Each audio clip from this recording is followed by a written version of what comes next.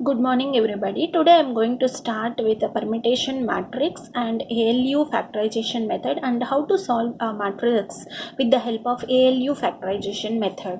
So coming to the first permutation matrix, normally we denote this permutation matrix with the notation P, and this permutation matrix will have the same entries as the identity matrix. As we know, the identity matrix we represent with the notation I, and this is a 2 by 2 matrix, so I have written here I2, so which is 1 0 and 0 1. This permutation matrix also will have the same entries for the identity matrix what we have, but the thing is where the order of this entries is going to be interchanged here. Instead of 1 we write it as 0, instead of 0 we write it as 1 here. Similarly, instead of 0 here 1 and 1 here 0, means the number the rows position of the entries, that is position of entries are going to be different in this permutation matrix with the different order. That means the rows has been exchanged in this. So there is a single one in the permutation matrix in each row as well as in each column. The most common example for the permutation matrix is the identity matrix. The product of any two permutation matrices gives another permutation matrix. For a square matrix of size n, there are n factorial permutation matrices that we will see in detail later. Consider here one matrix A, which is A, B, C, D. We will just try to find out the product of this matrix with one of the permutation matrix and the second matrix here. So we try to find the product between P1 into A, which is 1001 into ABCD, will give us ABCD itself. Similarly, P2 into A will give us a CD into A into B. Here, when we observe, the first permutation matrix is a normal identity matrix. The second permutation matrix what we have taken with the different entries in the identity matrix. So here also the two rows has been exchanged in the resultant operation. So for a matrix of size 2 by 2, we have 2 by 2 permutation matrices. That is P1 is equals to 1001 and P2 is equals to 0110.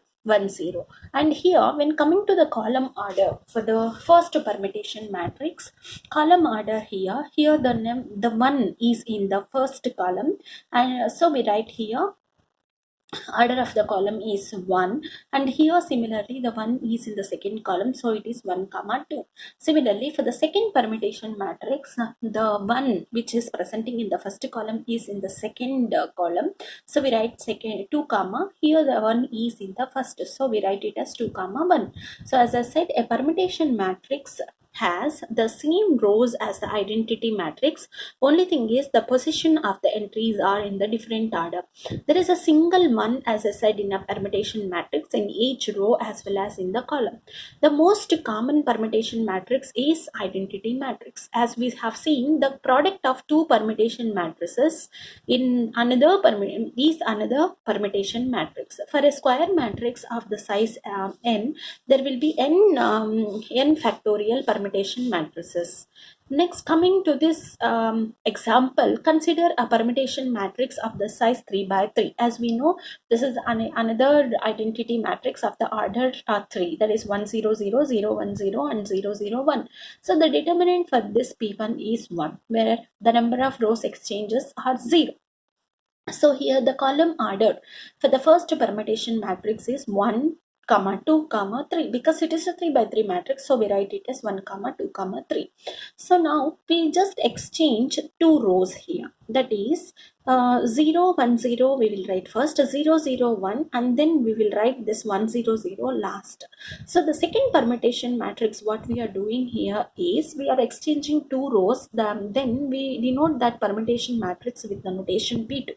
So the determinant of this P2, when we try to find out, we get it as minus 1 into minus 1, which we get it as 1 only. That is a determinant. So here the column order is 3 comma 1 comma 2. So next what we do is we will exchange again two rows here, that is compared to your first matrix. Here two rows has been exchanged. So 0 0 1 is coming to first row, 1 0 0 is coming to second. Obviously 0 0 1 will come to 0 1 0 will come to third row. So here the row exchanges again are 2. So what is the determinant for this is 1 into 1, which is 1. So similarly, the column order for the third permutation matrix is, here it is in the second position, here it is in the third position, here it is in the first position. So we write the column order for the P3 is 2 comma 3 comma 1. Similarly, here only one row I am going to be changing. So instead of considering 0 1 0 0 0 1, so I am exchanging only one row here. So the determinant for this is 1 into 0 into 0 minus 1, which is minus 1. The number of rows that has been exchanged here are only 1. So the column order for this P4 is 1 comma 3 comma 2. So next consider similarly one more exchange here, that is I just put 0 1 0 above, remaining 2 as it is I'll put. So what we'll get here is 0 1 0 above, it has to be here, and 0 1 0 has to be here. I'm exchanging these two rows. So number of rows exchanges are only 1. Once again, the determinant for this matrix P5 is 1 minus 1 only. Here the column order is 2 comma 1 comma 3. Like this, if you extend and if you try to find out, we can observe here when the determinant of all permutation matrices, what we are getting with the identity matrix is either plus 1 or minus 1, and it is going to be depending on the number of rows exchanging. So if you can observe here, if the number of rows exchanged are 2, then it is giving the determinant as plus 1. If only one row has been exchanged here, then the determinant we are observing here as minus 1. So what we can conclude here at the last is the determinant of permutation matrices always should be plus or minus 1, and we get this determinant of P as plus 1 if the rows exchanges are even. That is, in this case we have considered it as two rows has been exchanged. If two rows has been exchanged, the determinant of P value is plus 1. If only one row has been exchanged, then the determinant of P value is equals to, that is determinant of permutation matrix is equals to minus 1. So this is about the permutation matrix what we can consider. So finally what I wanted to convey here is, as I said, the permutation matrix is almost similar to the identity matrix, but only the position of the entries are going to be exchanged in the permutation matrix. So the permutation matrix has the same rows as the identity matrix.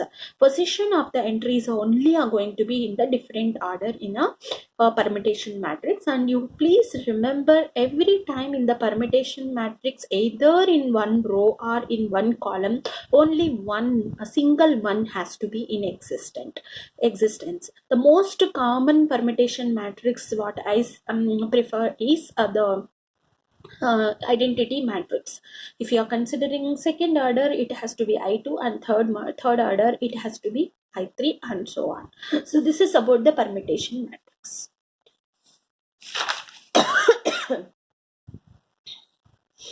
Next, coming to the ALU factorization.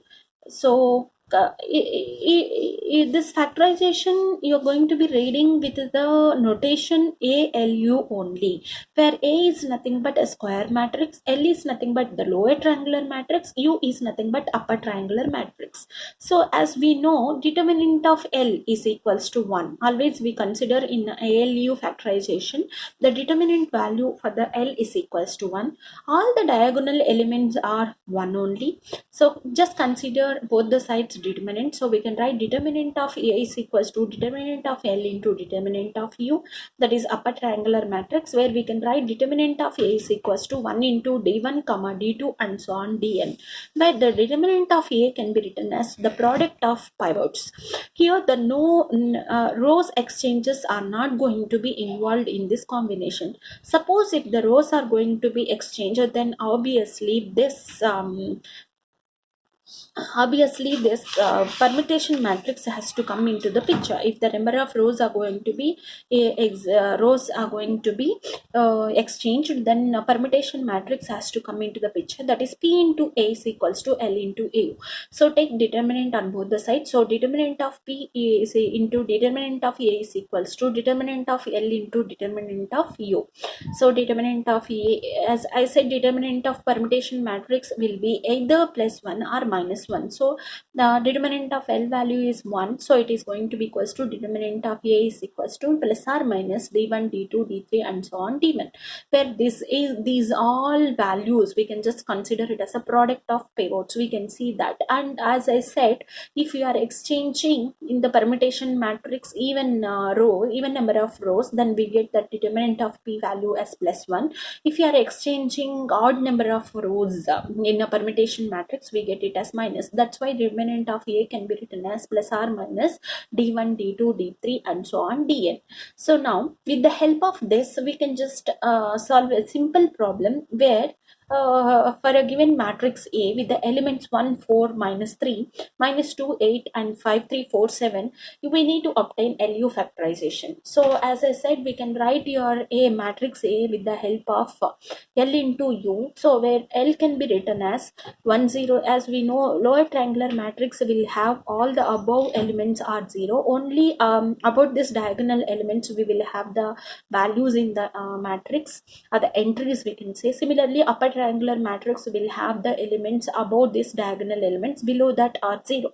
So L and U in general we can write like this: 1, 0, 0. This is in the second row, so we can represent this as L21, 1, 0, L31, L32 and 1. Similarly, for the upper triangular matrix, here we should have diagonal elements, all the diagonal elements for this, and u11, u22, u33. Here u12, u13, u23, and these elements should be equals to 0. Now according to the matrix multiplication, what we get here is u11, and here u11, first one is u11, second one is u12, u13. Similarly, L21 into u11, and this is L21 into u12 plus u22 here, like this we get. So now we have to equate all these values. So we get u11 is equals to 1, and u12 is equals to 4, and u13 is equals to -3. With the help of this, we try to find the remaining upper triangular values as well as lower triangular values, matrix elements values also. So after solving, we have to equate all the values, and then we try to get u11, u12, u13 will be coming. Similarly, we need to calculate u22, u23 and L31. Similarly, u33 and u32 values, all values we have to get it.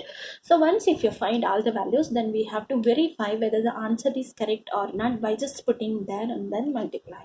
So this is about A into LU factorization. So what we need to do is, in the ALU factorization method, whatever the matrix we are getting A, that has to be represented with the product of lower triangular matrix as well as upper triangular matrix. Only thing you need to remember is, for the lower triangular matrix, always we will have the diagonal elements as 1. Obviously, the determinant for the lower triangular matrix will be 1, and for the upper triangular matrix we will have the elements and the diagonal elements. Above that diagonal elements, the values are in existence, and below that all the values are 0.